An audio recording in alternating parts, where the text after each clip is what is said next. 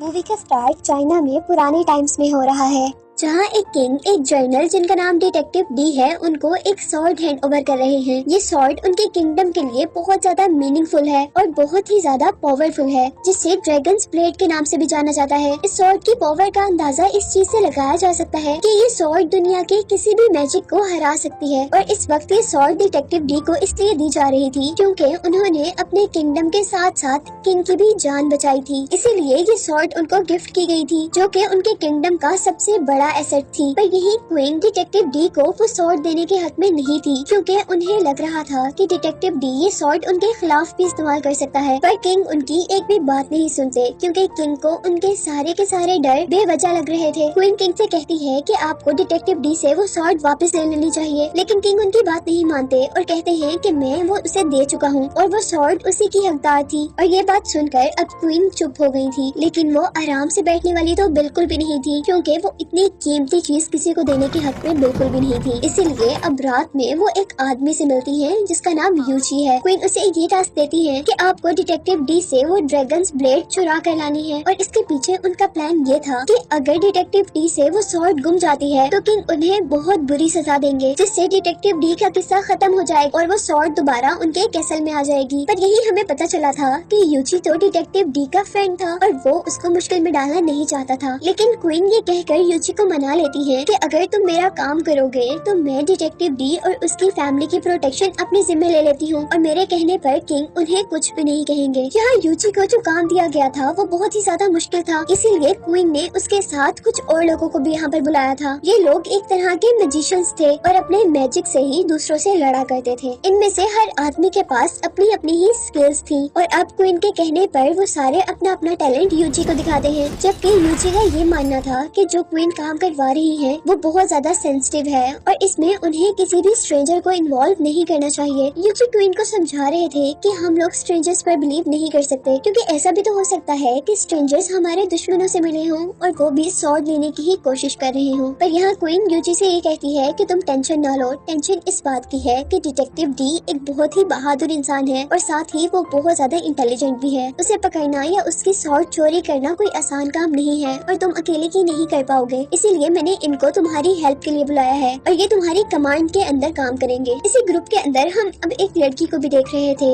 जिसका नाम था वाटर मून। वो बहुत ही जबरदस्त तरीके से पानी से निकलते हुए अपना टैलेंट शो करवाती है, जबकि यहाँ दूसरों ने भी अपना अपना टैलेंट शो करवाया था, जिसमें से एक आदमी के पास हवा में चीजें गायब करने का टैलेंट था और दूसरे आदमी के पास हर चीज को जला देने का टैलेंट था। जबकि उनके लीडर के पास ज्यादा स्किल्स थी। वो अपनी बॉडी में से 2 से ज्यादा आर्म्स बाहर निकाल सकता था और साथ ही वो अपनी मर्जी से फ्लेम से भी मैजिक कर सकता था। अब यहाँ हम देखते हैं कि वो सारे लोग डिटेक्टिव डी को इस शहर से बाहर निकालने का एक प्लान बनाते हैं। वो एक बहुत ही मशहूर पेंटिंग शॉप में आग लगा देते हैं और उस पेंटर का घर भी जला देते हैं जिसकी वो शॉप थी। जिसके बाद डिटेक्टिव डी को उस केस की इन्वेस्टिगेशन का काम दिया गया था। डिटेक्टिव डी उस केस की इन्वेस्टिगेशन करने के लिए वहाँ पर पहुँचते हैं और यही हम देखते हैं कि यूची की टीम का एक आदमी जिसका नाम फ्लाई शैडो है और जो हवा में अपने आप को और चीजों को गायब करने की पावर रखता है, वो यहाँ डिटेक्टिव डी की जासूसी कर रहा था। जबकि उसकी टीम के बाकी लोग डिटेक्टिव डी के घर पर उसकी सॉर्ड लेने के लिए पहुंच गए थे। पेंटिंग शॉप पर इन्वेस्टिगेशन करते करते डिटेक्टिव डी और उसके साथियों को वो पेंटिंग जिसके लिए वो पेंटर बहुत ज्यादा परेशान था, वही उसकी शॉप से टेबल के नीचे से ही मिल जाती है, जिससे डिटेक्टिव डी ये बात तो जान गए थे कि यहाँ पर कोई चोरी नहीं हुई, बल्कि इस जगह को एक ट्रैप बनाया गया है। डिटेक्टिव डी का एक सोल्जर जैसे ही उस पेंटिंग को हाथ लगाने लगता है तो डिटेक्टिव डी उसे मना कर देते हैं। जबकि पेंटर जल्दी से आगे बढ़कर वो पेंटिंग जैसे ही उठाता है तो उसके हाथ पॉइजनस हो जाते हैं और देखते ही देखते उसकी पूरी बॉडी अजीब हो जाती है। उसकी माउथ से एक व्हाइट कलर का लिक्विड निकलता है,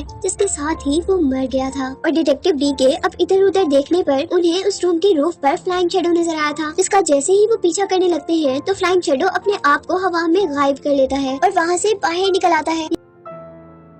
यहाँ फ्लाइंग शैडो एक बांस के बने हुए टॉवर के ऊपर जा रहा था और डिटेक्टिव डी भी उसका पीछा कर रहे थे। और जैसे ही फ्लाइंग शैडो अब वहाँ से जंप करता है तो डिटेक्टिव डी को वहाँ पर एक बहुत बड़ा सा पॉट नजर आया था। डिटेक्टिव डी समझ गए थे कि ये पॉट कोई डेकोरेशन नहीं है, बल्कि इस पॉट के अंदर कुछ ना कुछ गलत जरूर है, इसलिए वो वहाँ से ऑपोजिट साइड पर जंप कर देते हैं और अपने सारे सोल्जर्स को भी वहाँ से दूर होने का कहते हैं। और जैसे ही वो लोग दूर हुए थे तो वो पॉट वाकई में फट गया था, जिसके अंदर बहुत सारा पॉइजन था। यही दूसरी तरफ वाटर मून और अजीब सी शक्ल वाला वो फायर मैजिशियन डिटेक्टिव डी के घर पर देखे जा रहे थे, जहाँ अंदर जाने पर उन्हें एक पजल नजर आती है जिसे सॉल्व करने के बाद ही वो आगे बढ़ सकते थे। वाटर मून किसी न किसी तरह उस पजल को सॉल्व कर लेती है और अब आखिर वो एक बॉक्स तक पहुँची थी, जिसको खोलने पर फाइनली अब उनके सामने सॉर्ड थी। वाटर मून जैसे ही उस सॉर्ड को उठाती है तो असल में वो भी एक सॉर्ड नहीं थी, बल्कि वो तो एक ट्रैप था, क्योंकि वहाँ पर सॉर्ड की डुप्लीकेट रखी हुई थी, जिसको उठाने पर ऑटोमेटिकली वहाँ पर बहुत सारे वॉल्स टूट जाते हैं, जिनकी जोरदार आवाज से सारे के सारे सोल्जर्स अलर्ट हो गए थे। वाटर मून और वो फायर मैजिशियन वहाँ से भागने ही वाले थे कि तभी छत से उनके ऊपर एक ट्रैप गिर जाता है, जिसके अंदर वो फंस जाते हैं। पर सोल्जर्स के वहाँ पहुँचने से पहले फायर मैजिशियन ने उस ट्रैप को जलाकर वो दोनों वहाँ से भाग गए थे। यही दूसरी तरफ हम दोबारा यूची को देख रहे थे, जो कि डिटेक्टिव डी का पीछा करते करते अब फ्लाइंग शैडो पर गुस्सा कर रहे थे, क्योंकि फ्लाइंग शैडो ने डिटेक्टिव डी को मारने की कोशिश की थी। और यहाँ यूची को ये भी पता चल गया था कि वो चारों यूची के साथ नहीं हैं, बल्कि वो किसी न किसी तरह डिटेक्टिव डी को मारना चाहते हैं। पर अभी इन सारी बातों की मिस्ट्री नहीं खुली और नेक्स्ट डे अब हम उन सबको क्वीन के सामने देख रहे थे, जहाँ वो सबके सब मिशन पूरा ना होने पर बहुत ज्यादा शर्मिंदा थे और क्वीन उन पर गुस्सा कर रही थी कि वो इतने टैलेंटेड होकर भी सिर्फ एक आदमी को हराकर वो सॉर्ड हासिल नहीं कर पाए थे। और अब यहाँ पर क्वीन ने कमांड शिप यूची से ले ली थी, जिसके बाद कमांड शिप अब तियान के हाथ में थी, जो कि वो मैजिशियन था जिसके बहुत से मैजिकल हैंड्स थे और वो फ्लेम से भी मैजिक किया करता था। रात में अब दोबारा हम क्वीन को देखते हैं, जो कि यूची के साथ एक जेल के अंदर गई थी और हमें पता चला था कि क्वीन यहाँ पर एक आदमी से मिलती है और यहाँ हम पर रिवील हुआ था कि जेल में जो भी आदमी वो क्वीन के लिए बहुत इम्पोर्टेंट है और क्वीन उसी के मशवरों के अकॉर्डिंग काम करती है और उसी ने क्वीन को ड्रैगन्स ब्लेड डिटेक्टिव डी से वापस लेने पर आमादा किया था। और यहाँ वो आदमी क्वीन को मशवरा दे रहा था कि अब तुम्हें डिटेक्टिव डी को मरवा देना चाहिए ताकि वो सॉर्ड दोबारा तुम्हारे कैसल में आ जाए। जबकि अगली सुबह हम देखते हैं कि यूची अपने फ्रेंड डिटेक्टिव डी से मिलने उसके घर पर जाता है, जहाँ डिटेक्टिव डी उसके कुछ भी कहने से पहले ही उसे कहते हैं कि मैं जानता हूँ कि इन सब चीजों के पीछे क्वीन है। और यहाँ अब डिटेक्टिव डी यूची को एक पेपर देते हैं जिसके अंदर एक पजल थी, जिसकी मिस्ट्री सॉल्व करने पर उन्हें ड्रैगन्स ब्लेड का पता चल जाना था। साथ ही यूची से डिटेक्टिव डी ये भी कह रहे थे कि हमारे किंगडम में एक बहुत बड़ी मुसीबत आने वाली है, जिसका सामना हम दोनों को करना होगा। जिसके बाद हमें मूवी में बताया जा रहा कि डिटेक्टिव डी अंडरग्राउंड हो चुके थे, लेकिन जाते जाते डिटेक्टिव डी ये भी जानते थे कि उनका जरूर कोई न कोई पीछा करेगा और जरूर लोग उनके सॉर्ड को भी चुराने की कोशिश करेंगे। जबकि यहीं पर हम वाटर मून नाम की लड़की को डिटेक्टिव डी के असिस्टेंट की जासूसी करते हुए देखते हैं। यहाँ डिटेक्टिव डी का असिस्टेंट जब एक बाजार से गुजर रहा था तो उसे बाजार में एक सिंबल नजर आया था, जिसे देखते ही उसने आईज क्लोज कर ली थी और ऐसा लग रहा था जैसे किसी ने उसे हिप्नोटाइज करना शुरू कर दिया हो। लेकिन उससे पहले कि वो पूरी तरह हिप्नोटाइज होता, यहाँ पर एक आदमी आकर उसे बचा लेता है और ये आदमी कोई और नहीं बल्कि डिटेक्टिव डी ही थे,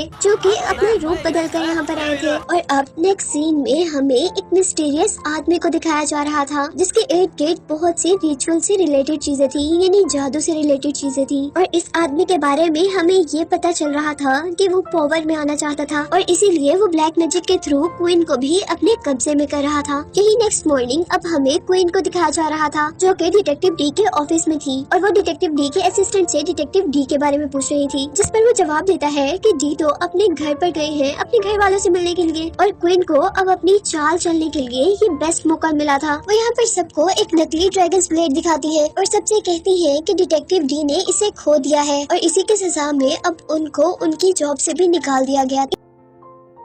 इन्हीं सारी बातों के बारे में अब डिटेक्टिव डी का असिस्टेंट उन्हें ये सारी बातें बताने के लिए जा रहा था, जबकि वाटर मून उसका पीछा कर रही थी, लेकिन वो भी डिटेक्टिव डी का असिस्टेंट था, इसलिए वो उस लड़की को चकमा देकर अब डिटेक्टिव डी तक पहुंचता है और उसे वहाँ की सारी स्टोरी सुनाता है। और यहीं पर अब दोबारा हमें वो सिंबल दिखाया जा रहा था, जिसको देखने से डिटेक्टिव डी का असिस्टेंट पहले भी एक मर्तबा हिप्नोटाइज हो चुका था। और यहाँ हमें इस सिंबल के पीछे की कहानी पता चली थी। असल में ये सिंबल इंडिया से आया था और लोग इस सिंबल की पूजा करते हैं। जो लोग इस सिंबल को मानते हैं वो लोग बहुत खतरनाक है और वो लोग इसी सिंबल के जरिए लोगों के माइंड को कंट्रोल भी कर सकते थे, यानी हिप्नोटाइज करते थे। हमें पता चला था कि इस सिंबल का जो लॉर्ड था वो एक डीमन था, लेकिन उसने इस किंगडम को बचाने में हेल्प की थी, इसलिए इससे पहले किंग ने इस आदमी को अपने साथ रख लिया था, जिसको विंड वॉरियर के नाम से जाना जाता था। पर जैसे जैसे वो वक्त गुजरता रहा, वहाँ के किंग को विंड वॉरियर से खतरा हो रहा था, इसीलिए उन्होंने विंड वॉरियर को को एक जेल में बंद करवा दिया था। और यहाँ हम पर रिवील हुआ था कि क्वीन असल में जिनसे जेल में मिलने जाती थी वो विंड वॉरियर ही थे। उन्होंने क्वीन को भी हिप्नोटाइज किया हुआ था, इसीलिए क्वीन हर बार आकर उनकी बात सुनती थी और उनकी ही बात मानती थी। और इसी बात से हम अंदाजा लगा सकते थे कि असल में क्वीन को ड्रैगन्स ब्लेड नहीं चाहिए थी, बल्कि विंड वॉरियर को ड्रैगन्स ब्लेड चाहिए थी। और यही हमें ये बात भी पता चल चुकी थी कि डिटेक्टिव डी विंड वॉरियर के साथ साथ उनके ग्रुप की भी एग्जिस्टेंस को जानते हैं, जो कि इस किंगडम के रूलर्स यानी हुकूमत करने वालों से बदला लेना चाहते हैं। और अब इसके बाद हमें यूची को दिखाया जा रहा था, जो कि डिटेक्टिव डी की दी हुई पजल को सॉल्व कर चुका था और वो अब 4 गॉड्स वाले टेम्पल के अंदर जाता है। और वहाँ जाने पर उसे ड्रैगन्स ब्लेड एक स्टैचू के हाथ में मिल गई थी। और अब जब यूची ने ड्रैगन्स ब्लेड को हासिल कर लिया था तो वो उसे पकड़कर ये सोच रहा था कि ये एक वेपन है, लेकिन इसके लिए इतनी लड़ाई क्यों। और तभी यहाँ पर उसे मारने के लिए विंड वॉरियर का एक आदमी आ चुका था। वो आदमी अपने ब्लेड्स का यूज करते हुए वहाँ के सारे स्टैचूज गिरा देता है, लेकिन वो यूची को नहीं मार पाता क्योंकि यूची ने ड्रैगन्स ब्लेड की हेल्प से उसके सारे ब्लेड तोड़ दिए थे और उसे भी मार दिया था। और उस मैजिक को खत्म करने के बाद यूची को अंदाजा हुआ था कि ये सॉर्ड कितनी पावरफुल है। अब यूची को वो सॉर्ड मिल चुकी थी, इसीलिए वो क्वीन के पास पैलेस में जाकर वो सॉर्ड उन्हें देना चाहता था। लेकिन उसे ये भी डर लग रहा था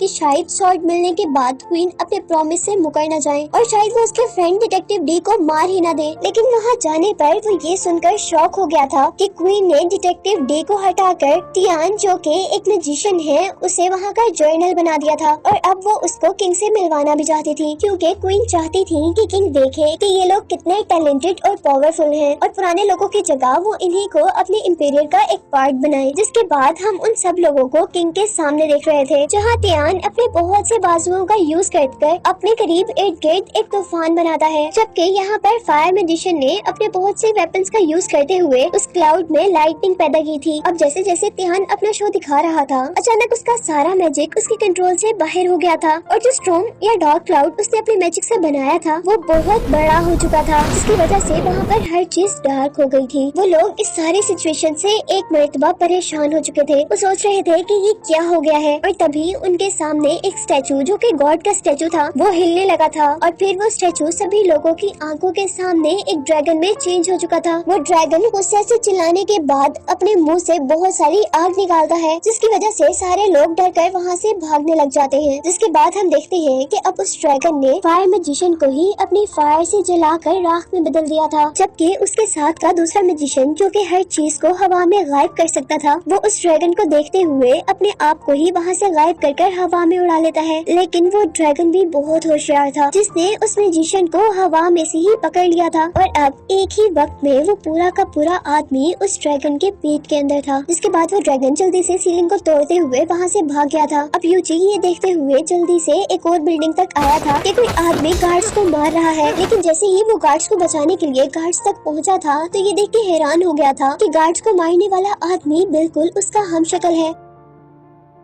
और वो डुप्लीकेट आदमी यूची को देखते ही वहाँ से भाग गया था, जबकि यूची को सबने क्रिमिनल समझकर पकड़ लिया था। अब इस एक्सीडेंट के बारे में जल्द से जल्द खबर डिटेक्टिव डी को दी जाती है और डिटेक्टिव डी फौरन अपने असिस्टेंट को मास्टर यान्सी के पास भेजते हैं, जो कि एक बहुत बड़े मैजिशियन थे, जबकि खुद डिटेक्टिव डी अब अपने फ्रेंड यूची को बचाने के लिए जेल तक पहुँचे थे। अब यही हम वाटर मून को भी देख रहे थे, जो कि डिटेक्टिव डी का पीछा कर रही थी। पर उतने में ही यहाँ पर विंड वॉरियर आ गए थे, जो कि उस लड़की को मारना चाहते थे, क्योंकि असल में वो लड़की अच्छे काम कर रही थी। विंड वॉरियर्स उस लड़की के इर्द गिर्द अपना जादू शुरू करते हैं, जिससे वो बचकर भागने लगी थी। लेकिन तभी उसके पीछे से उसने हवा में भेड़ जैसे डीमंस को उड़ते हुए देखा था, जिनसे वो अब लड़ने लग गई थी। लेकिन वो उन डीमंस को बिल्कुल भी नुकसान नहीं पहुँचा पाती, क्योंकि वो तीनों डीमंस एकदम से इकट्ठे हो जाते हैं और ज्यादा पावरफुल होकर उसके पीछे पड़ जाते हैं। और अब वो लड़की बड़ी होशियारी का मुजाहरा करते हुए एक शॉल का यूज करती है और एनिमीज को 1 मिनट के लिए ब्लाइंड कर देती है और फिर जंप करते हुए उन पर अटैक करती है। उससे जैसे ही अब डीमन के फेसेस से वो कपड़ा उठाया था तो वो ये देखकर शॉक हो गई थी कि वो डीमन कोई और नहीं बल्कि क्वीन ही थी, जबकि क्वीन ने अब अपने अजीब से हैंड से वाटर मून को स्टैब कर दिया था। वो लड़की अब जल्दी जल्दी क्वीन से बचकर भाग रही थी, जबकि क्वीन भी उनके पीछे पीछे थी। यहाँ वाटर मून हर चीज से बचते हुए एक गोदाम तक पहुँची थी, लेकिन वहाँ पर उसे चोट लगने पर वो बेहोश हो गई थी और लकीली उसे यहाँ पर डी के असिस्टेंट ने देख लिया था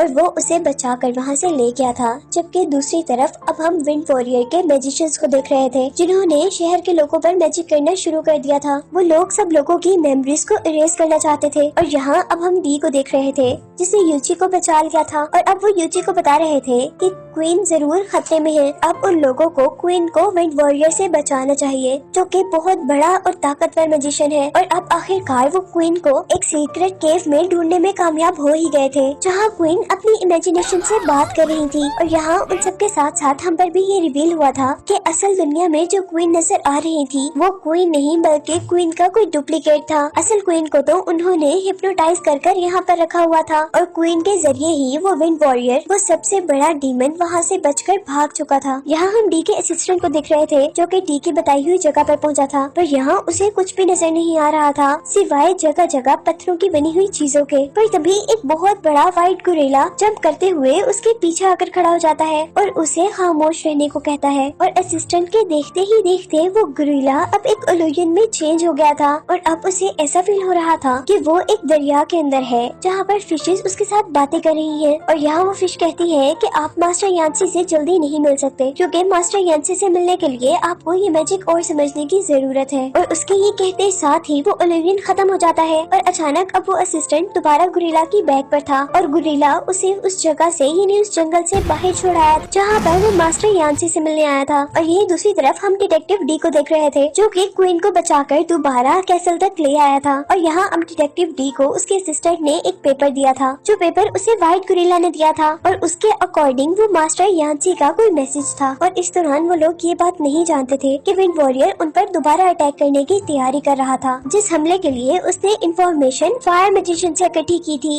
और यहाँ हमें ये बात कंफर्म हो गई थी कि असल में फायर मैजिशियन भी क्वीन के साथ नहीं थे बल्कि वो विंड वॉरियर का ही आदमी था और उसी की इंफॉर्मेशन मिलने पर वो अब कैसल पर अटैक कर देते हैं जहाँ हमें बिल्डिंग्स के पीछे से एक बहुत ही बड़ा खौफनाक बहुत सारी आइस वाला मॉन्स्टर निकलता हुआ दिखाई दिया था। वो इतना बड़ा था कि उसके सामने हर चीज छोटी लग रही थी। सभी सोल्जर्स मिलकर जल्दी जल्दी उस पर अटैक कर रहे थे लेकिन किसी भी अटैक का उस पर कोई असर नहीं था। डिटेक्टिव डी सबको खामोश होकर वो मैजिकल स्पेल्स पढ़ने को कहते हैं जो मास्टर यांसी ने डिटेक्टिव की असिस्टेंट के हाथ भिजवाए थे। और उन स्पेल्स को पढ़ने से अब बहुत से ट्रीज वहाँ पर उगने लगे थे और उन ट्रीज ने डीमन के मैजिक को कम कर दिया था। लेकिन उसको हराने के बाद भी उनकी लड़ाई खत्म नहीं हुई थी क्योंकि पीछे से विंड वॉरियर के बाकी लोगों ने उनके कैसल पर अटैक कर दिया था और उनके देखते ही देखते वो सारे सोल्जर्स को हरा गए थे।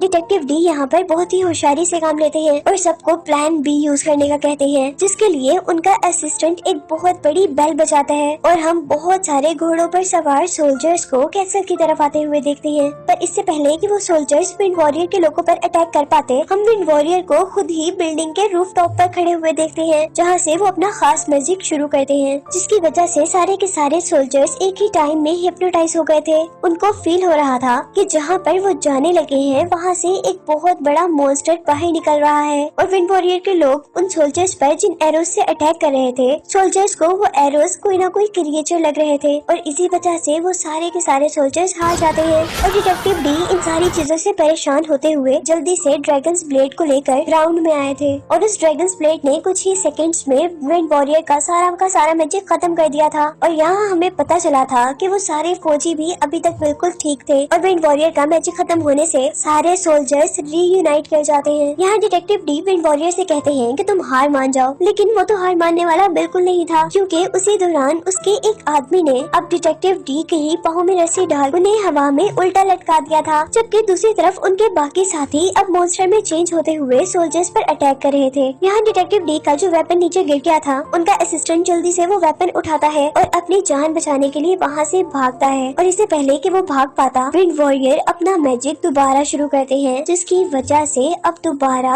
बहुत बड़ा मॉन्स्टर वहीं पीछे से अपीयर होता है जिसने डिटेक्टिव डी को किसी डॉल की तरह अपने हाथ में उल्टा पकड़ा हुआ था। वो डिटेक्टिव डी को खाने ही वाला था पर यूजी यहाँ पर उसे देख लेता है और वो अपनी मैजिकल ब्लेड से अब हवा में अटैक करता है जिसकी वजह से वो रोप्स टूट जाती है जिससे डिटेक्टिव डी हवा में लटके हुए थे। यहाँ डिटेक्टिव डी का असिस्टेंट जल्दी से ड्रैगन सॉर्ड को यूजी की तरफ फेंकता है लेकिन यूजी उसे पकड़ ही नहीं पाता क्योंकि दरमियान में एक ड्रैगन ने आकर उस सॉर्ड को कैच कर लिया था और अब वो सॉर्ड विंड वॉरियर को मिल चुकी थी, जबकि डी के असिस्टेंट को विंड वॉरियर के ड्रैगन्स मारने वाले थे और यहाँ पर उसको बचाने के लिए वाटर मून की एंट्री हुई थी। जबकि सॉर्ड को विंड वॉरियर के हाथ में देखकर ऐसा लग रहा था जैसे जंग वो जीत चुका है, लेकिन उसकी जीत का जश्न काफी थोड़ा ही था, क्योंकि इस वक्त उस व्हाइट गोरिल्ला ने एंट्री की थी, जो व्हाइट गोरिल्ला डी के असिस्टेंट को मास्टर यांसी के घर पर मिला था। और यहाँ हमें पता चला था कि मास्टर यांसी सब लोगों को बचाने के लिए आ गए थे और उन्होंने हवा में उड़ते हुए डीमन से वो सॉर्ड कैच कर ली थी। ये देखकर विंड वॉरियर को बहुत ज्यादा गुस्सा आया था, इसीलिए उसने अपने एक बहुत बड़े ड्रैगन से मास्टर यांसी पर अटैक करवा दिया था और वो डीमन अपने मुंह से अजीब से टेंटिकल वाला एक ऑब्जेक्ट निकाल कर मास्टर यांसी पर अटैक कर रहा था, जहाँ मास्टर यांसी और उनका गोरिल्ला उस टेंटिकल से बिल्कुल छुप गए थे। लेकिन हैरानी की बात ये थी कि कुछ ही सेकंड्स में उस डीमन के वो टेंटिकल्स जो कि यांसी को मारने वाले थे वो उल्टा डीमन पर ही अटैक कर देते हैं, जिस अटैक से वो डीमन बहुत ज्यादा गुस्से में आ जाता है और अब अपनी बॉडी की वो सारी आईज जो कि उसकी बॉडी में जगह जगह काफी भयानक नजर आ रही थी, उनको निकालते हुए मास्टर यांसी पर अटैक करता है, जहाँ उनकी तरफ जाते ही वो सारी की सारी आईज किसी बबल की तरह मेल्ट हो गई थी और उन्होंने मास्टर यांसी को अपने अंदर छुपा लिया था। पर असल में मास्टर यांसी उन आइस के कवर के अंदर नहीं थे, क्योंकि अब हम मास्टर यांसी को उस ड्रैगन के ऊपर ही देख रहे थे, जहाँ वो गोरिल्ला गुस्से से उस ड्रैगन के कान में जोर की आवाज देता है, जिससे वो ड्रैगन वहीं पर खत्म हो जाता है। और अब मास्टर यांसी विंड वॉरियर के पास जाते हैं और उसे समझाते हैं कि लड़ाई में कुछ भी नहीं रखा, लेकिन विंड वॉरियर उनकी बात सुनने वाला कहाँ था। वो दोबारा अपना मैजिक करता है और मास्टर यांसी के पूरे फेस पर एक अजीब हेलमेट बांध देता है, जिससे निकलना शायद उनको मुश्किल हो रहा था, लेकिन उनके साथ साथ विंड वॉरियर का ये हेलमेट विंड वॉरियर के ही मुंह पर भी आ गया था और उसी हेलमेट ने टाइट होते हुए विंड वॉरियर की जान ले ली थी। वो बड़ा सा हेलमेट अब मास्टर यांसी के फेस पर रह गया था, जिसे वो बहुत आसानी से ड्रैगन्स ब्लेड के जरिए अपने मुंह से खत्म कर देते हैं, जिसके बाद वो ड्रैगन्स ब्लेड दोबारा डिटेक्टिव डी को देते हैं और खुद वो रिस्पेक्ट में नीचे झुक गए थे, जिसके साथ ये मूवी यहीं पर एंड हो गई थी।